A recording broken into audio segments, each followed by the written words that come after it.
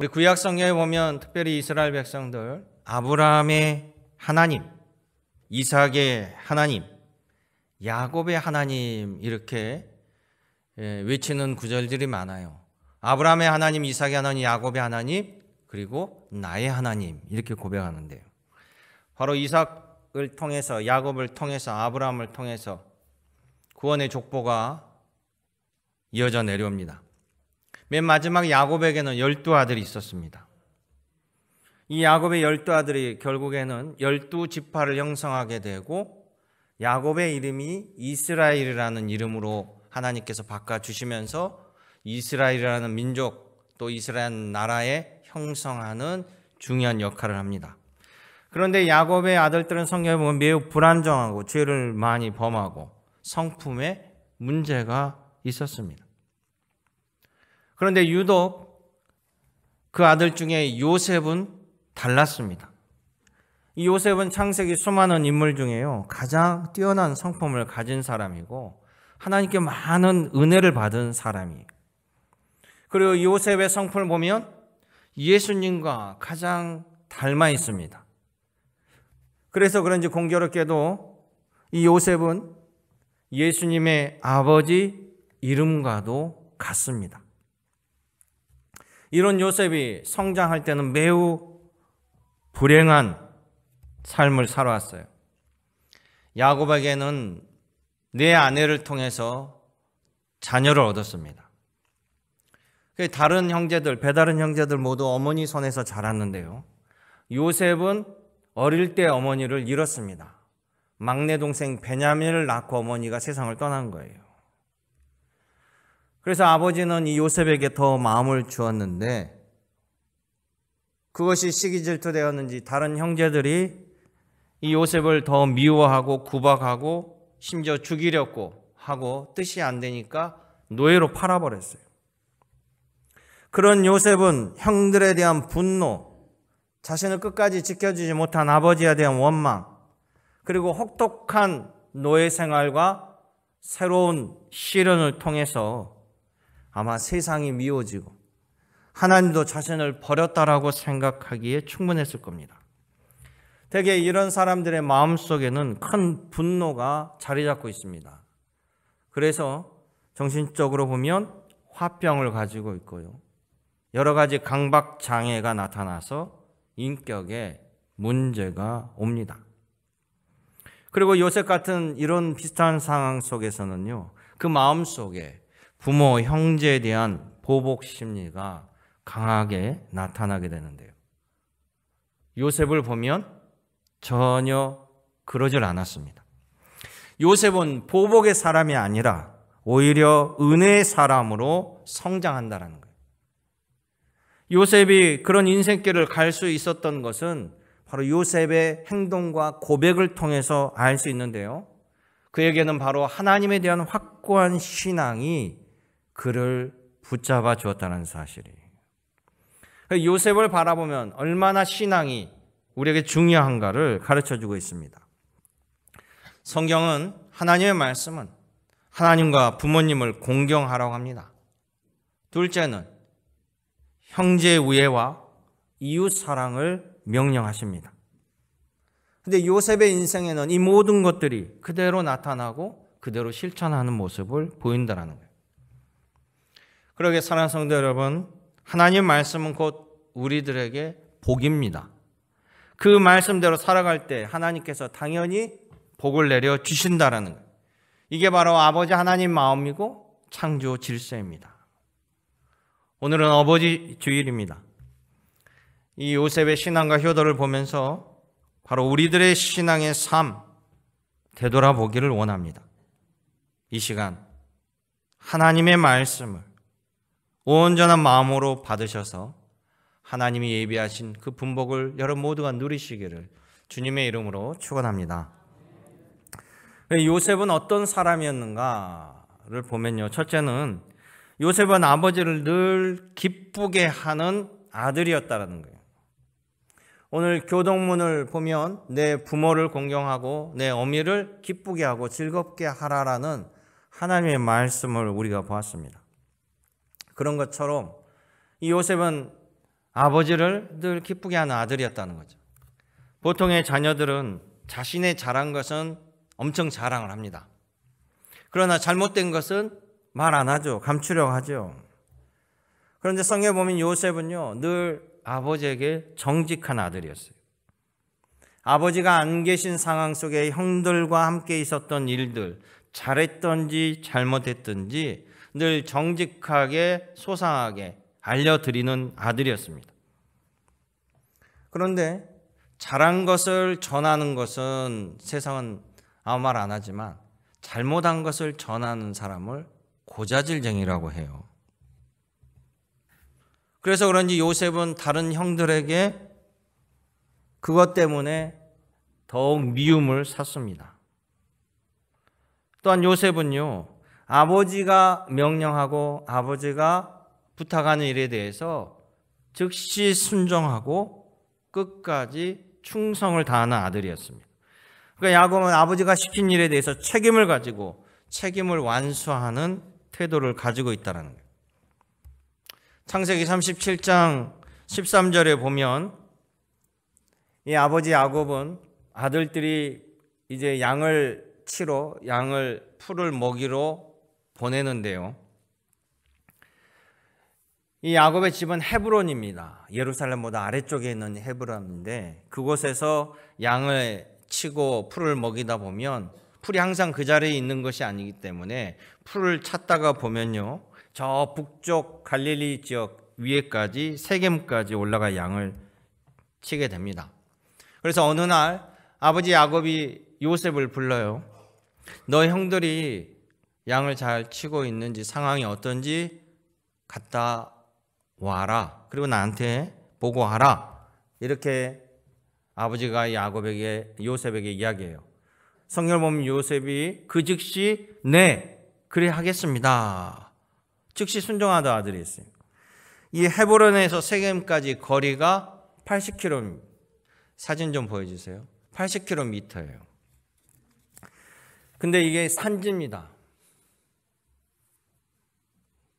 너무 넓어서 잘 안 보이나요? 조금 확대할 수는 없나요? 여러분 보시면 지금 라인으로 글씨가 적어져 있는 것이 산 정상을 향해 가는 것이고요. 그 오른쪽에 이제 골짜기 계곡을 따라서 요단강이 있고 그리고 사해바다가 나오게 됩니다. 왼쪽에 내려갈수록 평지, 저 해안가까지는 평지를 이루고 있어요. 그러면 밑에서 맨 밑에가 브엘셀바고 그 위에가 헤브론입니다. 사해바다 중간 정도 헤브론. 헤브론에서 저 위쪽으로 가면 맨 위에 말고 중간쯤 그 첫 번째 맨 위에서 세겜이라고 나옵니다. 그러니까 밑에 있는 헤브론에서 저 위에까지 산지를 향해서 가는 거예요. 80km 정도를. 그런데 거기를 갔더니 세겜에 형들이 없는 거예요. 풀을 찾아 더 올라간 거죠. 그러면 거기까지 가서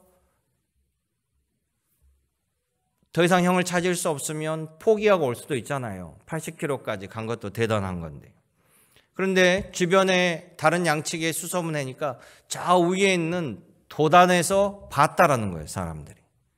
그 도단까지는 다시 20km를 더 가야 됩니다, 산길로. 그래서 끝까지 도단까지 올라가요. 총 거리가 한 100km가 넘습니다. 100km라고 한다면 우리 완도 제일교회에서 지금 이제 도로가 좋죠. 이 좋은 도로를 따라서 해남을 거치고 성전을 거쳐서 영암을 지나고 영산포 터미널까지가 100km 정도 돼요. 이 길을 산지길을 갔다라는 거예요. 그런 아들이었습니다. 요셉은 아버지에 대한 말씀, 충성과 또 거기에 대한 자신의 임무에 대해서 삶의 전반에 나타나고 있어요. 그 나중에 어릴 때부터 그 모습이 나중에는 성품으로 이어져 가는 거예요. 요셉이 팔려갔어요. 아버지의 명령을 따라 저 도단까지 아들 막내 베냐민은 거의 이제 갓난아기고 막내 주나는 요셉이 거기까지 찾아왔는데 이 형들은 어떻게 했습니까? 그를 팔아버린 거예요. 애굽으로 팔아버렸어요. 애굽에 팔려가서 보디발 장군 집에서 노예 생활을 합니다. 그런데 그곳에서도 이 보디발 장군에서 최선을 다해요. 그래서 인정받게 됩니다. 그런데 또 위기가 와요. 모함을 당합니다. 보디발 장군의 부인을 통해서 모함을 당해서 감옥에 갔어요. 감옥에 갇혔습니다. 자신의 신세를 얼마나 한탄할 텐데 그곳에서도 그는 간수장에게 신임을 받습니다. 나중에는 애굽 왕도 요셉의 지혜로움, 충성심, 책임감을 높이 사서 그를 총리로 세웁니다. 이 모든 것이 요셉의 신앙 때문이었다는 거예요. 남들은 하나님에 대해서 원망할 상황에서도 요셉은 늘 기도하고 하나님을 신뢰하고 하나님의 도우심을 기대한 사람이었어요. 하나님의 말씀을 신뢰하고 기도하고 그 말씀대로 따를 때 하나님께서 길을 인도해 주신다라는 것을 요셉은 삶으로 체험하게 됩니다. 그래서 창세기 39절에 요셉에 대해서 39장에는 이렇게 얘기합니다.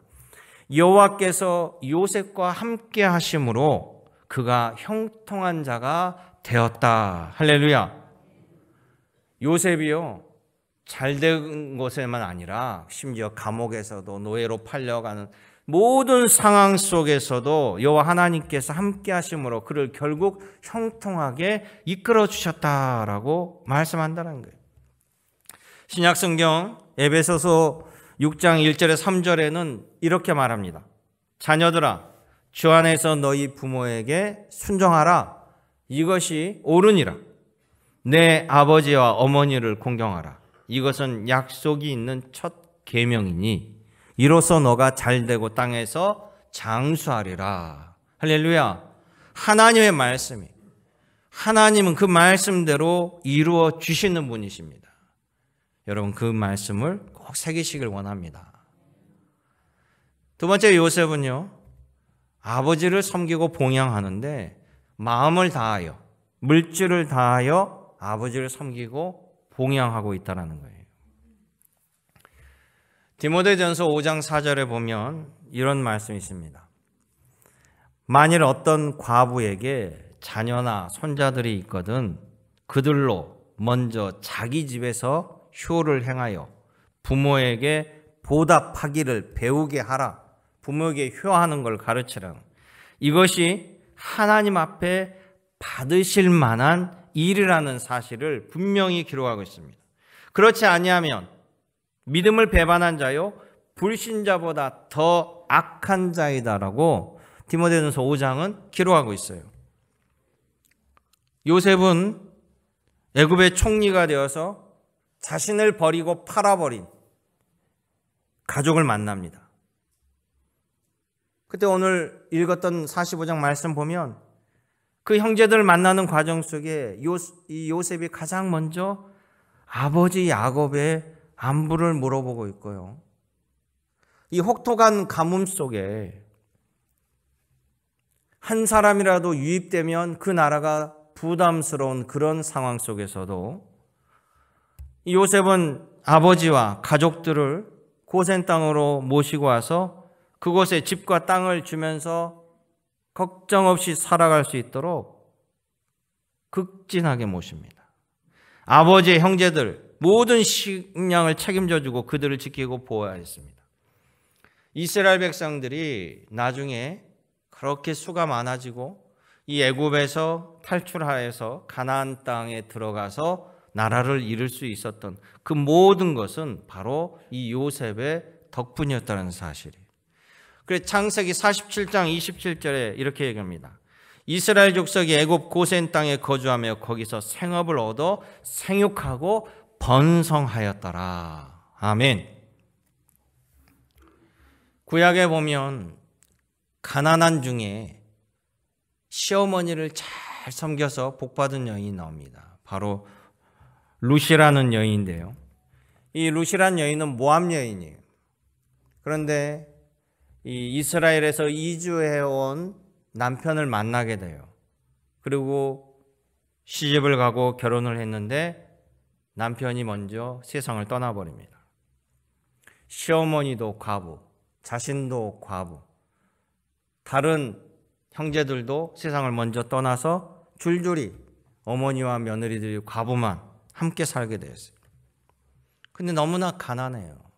먹고 살 수가 없습니다. 그렇다고 이 룻은 가난하다고 시어머니를 떠나지 않았습니다. 오히려 시어머니 나오미가 믿는 하나님이 바로 나에게도 하나님이 되십니다. 이렇게 고백하는 거예요. 만약 시어머니가, 남편은 먼저 세상을 떠났지만 시어머니가 아주 부자가 되어서 풍족하고 그 시어머니가 하나님을 믿으면 하나님을 믿어서 이렇게 부자가 됐나 보다라고 할 텐데, 오히려 하나님의 말씀을 믿는 이 나오미는 가난했어요. 어려웠어요. 그럼에도 불구하고 이 룻은 시어머니 어머니를 나의 어머니처럼 지극히 모십니다. 나오미가요, 며느리들 불러서 우리가 이렇게 가난하게 함께 살아갈 수 없으니 각자 친정으로 돌아가라, 이렇게 허락을 해줘요. 그리고 나도 내 고향 이스라엘로 돌아가겠다. 다른 며느리들은 떠났는데 룻은 떠나지 않습니다. 나는 어머니와 함께 하겠습니다. 그리고 이스라엘로 이주해서요, 이 룻은 남의 밭에 가서 이삭을 주워다가 시어머니 나오미를 봉양합니다. 하나님은 룻의 그런 효성을 보시고 그 밭의 주인인 보아스와 결혼하게 하셔서요, 아이를 낳고 손주를 낳게 되는데 그 증손주가 바로 다윗이었습니다. 그래서 이 룻은 당당하게 예수님의 족보에 이름이 오르는 이방 여인 중에 한 사람이 된 거예요. 내 어머니를, 내 아버지를 공경하라. 이것이 약속 있는 첫 계명이니 이로써 너가 잘되고 땅에서 장수하리라. 이 하나님의 말씀, 이 하나님의 약속 그대로 이루어 주셨다는 사실입니다. 여러분 믿으시길 바랍니다. 세 번째, 요셉은요, 자신이 믿음으로 잘 사는 것으로 바로 아버지 야곱에게 영광과 영예를 올리는 아들이 되었다는 것입니다. 요셉은 점점 인생을 살아가면 갈수록 많은 사람들에게 존경을 받게 되고 또 인정을 받게 되고 그의 덕의 성품이 많은 사람들이 칭송하게 됩니다. 창세기 41장 38절에 애굽의 바로왕, 당시 애굽의 바로왕은 거의 신의 반열이에요. 이 바로왕이 자신의 신복들 앞에서 이 요셉을 극찬하는 구절이 있어요. 뭐라고 하냐면, 이와 같이 하나님의 영에 감동된 사람을 우리가 어찌 찾을 수 있으리요?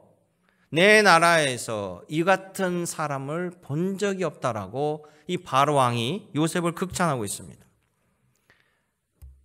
그 총리가 된 요셉도요, 그 총리의 자리, 2인자의 자리에서 자기의 권력을 누리고 권세를 부리는 것이 아니라, 자신만 부를 축적하는 것이 아니라 바로 온 애굽 백성들, 배고픈 사람이 하나도 없도록 그들을 돌보고 최선을 다한 은혜의 지도자가 되었습니다. 자기뿐만 아니라 주변 나라 굶주린 사람들이 건너와서 양식을 사려고 할 때 그들에도 기꺼이 양식을 내어주는 그런 자비의 총리가 되었어요. 여러분, 애굽 사람들이 볼 때 요셉은 총리지만 노예 출신이잖아요. 자기 민족이 아니잖아요. 옆 나라 사람, 그것도 노예 출신인데 총리가 되었어요. 그렇다면 일반적으로 고위 관직들이 이 요셉을 얼마나 시기 질투 모함하고 끌어내고자 하겠습니까? 그런데 성경에 보면 요셉에게는 그런 적이 보이지 않아요. 애굽 사람 모두가 좋아하는 사람이었고요, 모두가 인정하는 사람이 된 것입니다. 바로 왕이 요셉이 요청하죠. 우리 가족들이 가뭄으로 고통을 당하니 우리 아버지, 형들, 그 자녀들, 식솔들을 다 이 애굽으로 와서 모시고자 합니다 라고 하니까 바로 왕이 그 이야기를 듣고 왕궁 바로 앞에 있는 이 고센 땅에 살 수 있도록 전적으로 허락하고 밀어줬어요. 이게 야곱이 잘해서 그랬습니까? 요셉의 형들이 잘해서 그랬습니까? 전적으로 요셉 때문에 그런 은혜를 입게 되었다는 것이에요. 바로 왕이 요셉을 보고 그의 아버지 야곱까지 존경하고 극진하게 대접하는 거예요. 그러니까 요셉의 삶은 자신의 아버지에게 영예를 안겨주는 삶이라는 것이에요. 야곱이 나중에 세상을 떠나게 됩니다. 그때 요셉이 장례를 치르게 되죠. 창세기 50장에 보면 그 장례가 나와 있는데요. 이 장례의 모습을 보면 애굽의 바로 왕의 장례와 버금갑니다.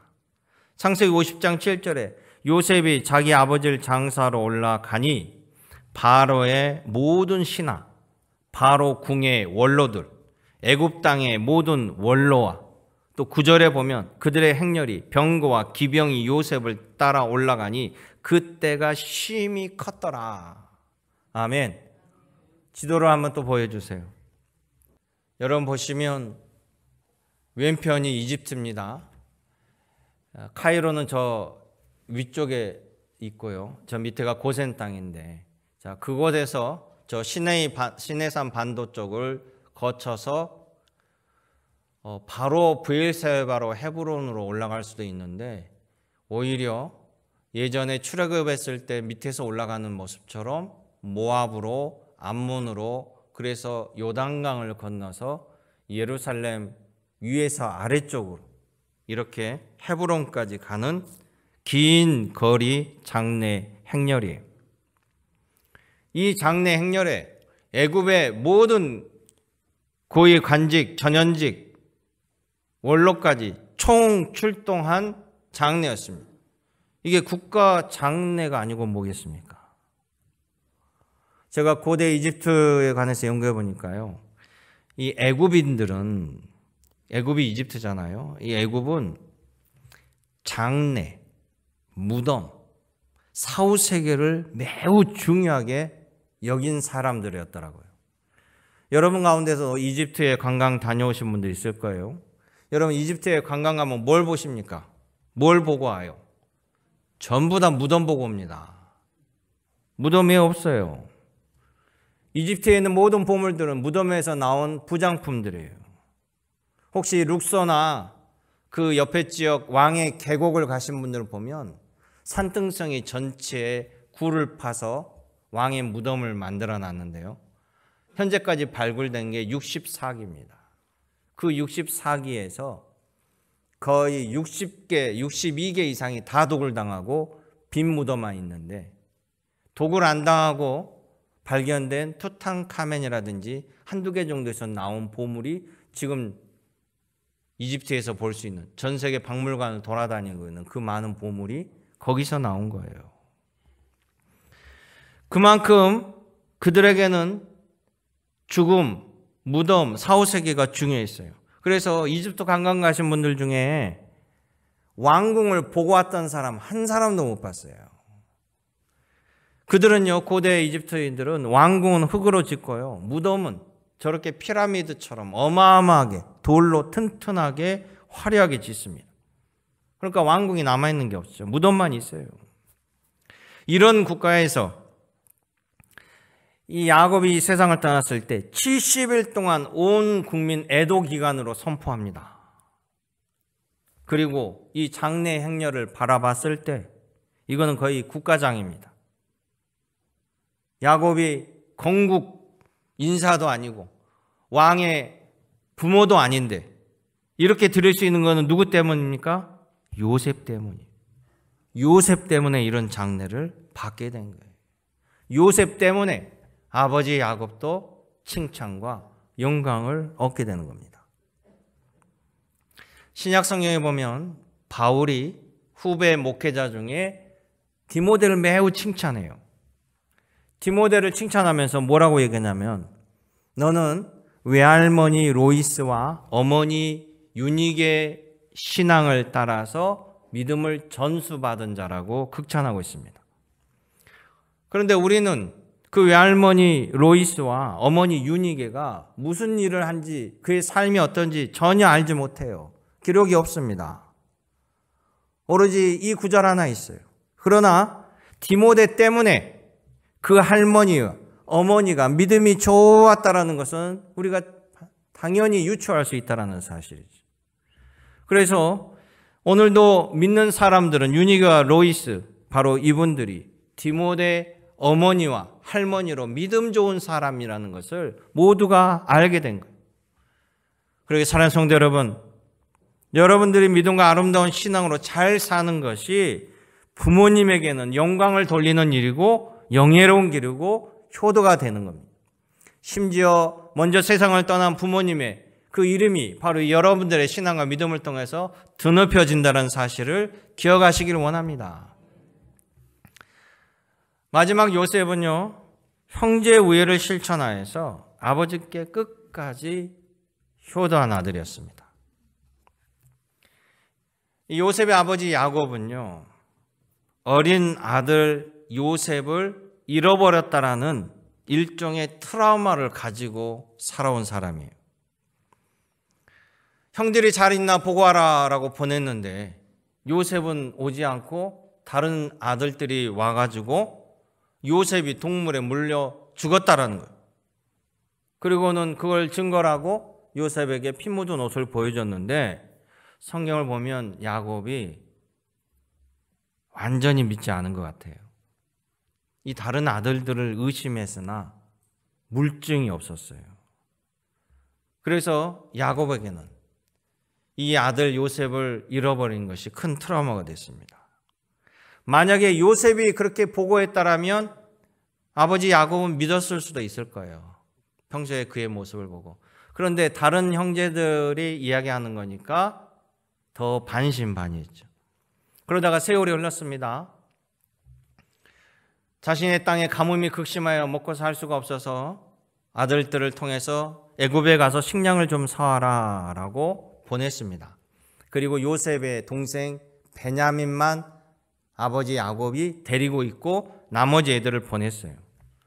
얼마가 지나서 이 자녀들이 애굽에서 갔다 오는데 한 명이 또 없어진 거예요. 시므온이라는 아들이 보이지 않아. 그러면서 다른 아들들이 뭐라고 얘기하냐면 시므온을 그 나라 고위 총리가 볼모로 붙잡아 뒀고 집에 있는 베냐민을 데리고 오면 양식을 주겠다고 했습니다. 그러니 아버지 베냐민을 데려가야 됩니다. 야곱이 그걸 어떻게 받아들이겠어요? 아니 베냐민을 어떻게 알며 뭔 양식을 파는데 이 베냐민을 데리고 오라고 시므온을 볼모로 잡아두느냐. 그래서 창세기 42장 36절에 보면 야곱이 노발대발해요. 너희가 나에게 내 자식을 잃게 하도다. 요셉도 없어졌고 시므온도 없어졌거늘 베냐민을 또 빼앗아 가고자 하니 이는 다 나를 해롭게 함이니라. 아버지가 한탄하잖아요. 오히려 애굽 사람들 욕하는 것이 아니라 자녀들을 꾸짖습니다. 너희들은 어떻게 형제들을 서로 지키지도 못하고 다 잃게 만들어버리느냐. 한탄이에요. 야곱 아버지는 자식과의 관계가 불안해요. 못 믿은 것 같아요. 그런데 나중에 요셉이 아버지를 다시 만나는 과정 속에서 아버지의 이 트라우마, 아버지의 이 마음을 정확하게 안 것 같아요.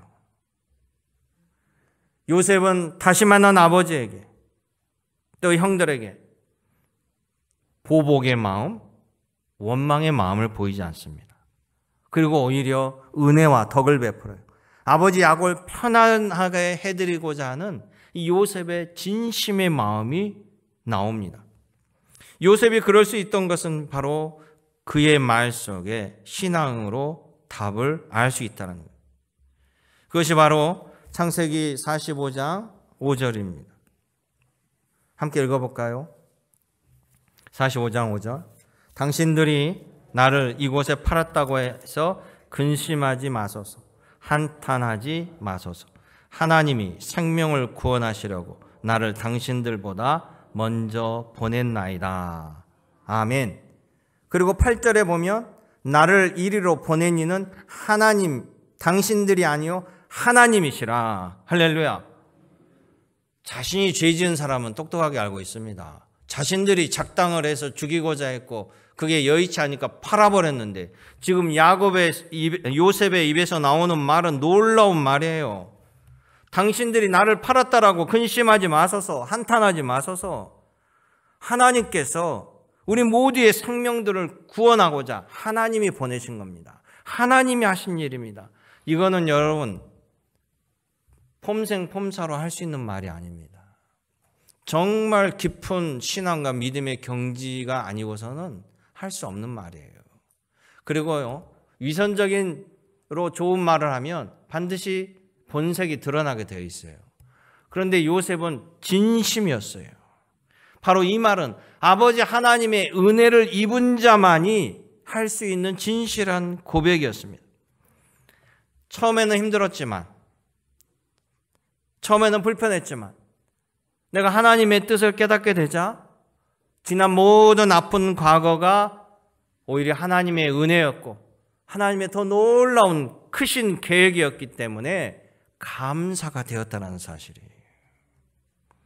이 요셉이 정말 진실한 신앙의 고백이었다는 것은요, 아버지의 장례가 끝나고 낱낱이 드러납니다.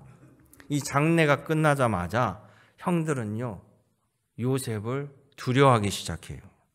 왜냐하면 그동안 요셉이 아버지를 향하는 그 지극정성을 알기 때문에 아버지 야곱이 살아계실 때는 요셉이 자신들을 해하지 않을 거라는 확신을 가지고 있었어요. 그런데 자신을 막아줄 아버지가 세상을 떠났습니다. 그리고 요셉의 권세와 능력이 얼마나 대단하다는 것은 아버지 장례를 치를 때 애국 왕궁과 관리들이 다 움직이는 모습을 다 보았습니다. 이 형들은 장례 후에 요셉의 눈치를 봐요. 그러자 요셉이 형들에게 이렇게 이야기합니다. 창세기 50장 보시죠. 50장 20절로부터 21절이에요. 같이 읽어볼까요? 당신들은 나를 해하려 하였으나 하나님은 그것을 선으로 바꾸사 오늘과 같이 많은 백성의 생명을 구원하게 하시려고 하셨나니 당신들은 두려워하지 마소서.